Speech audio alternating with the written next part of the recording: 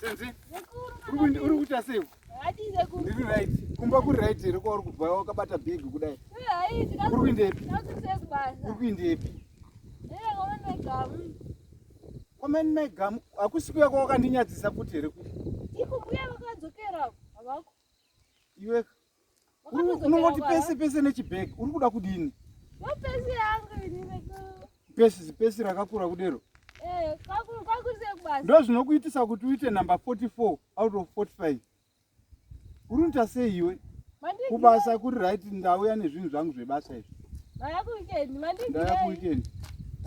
Wadi uchikontinya naMbuya vaya uko wakazoti chii?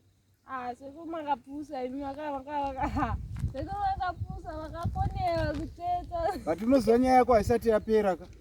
Nyaya yako iwewo haisati yapera yekukonewa chikoro. Unozi kungomanya uchingomupembuka. Hausi kuverenga. Paya wakaita basa rekundinyengera Mbuya vaya iwe nditi uri kuenda kubasa nini? Sorry Sekuru ndove ndichaverenga handizvona zvavhugwa here.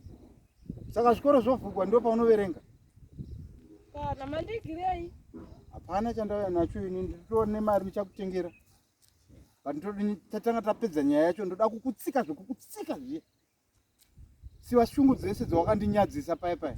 Asi Sekuru vakakonewa wani for the Ndakura kaini. Uchanditaurira zvechikoro mazuva ano ndakura ndemakore manganini? Ndakatodzaimizve. Sibenzi romunhu. Kuti kutodzainini? Mana zvanzi yangu unondinyadzisa iwe. Tarisa chimiro chako nefesi yako. Unofanirwa kunge uri ticha kana headmaster.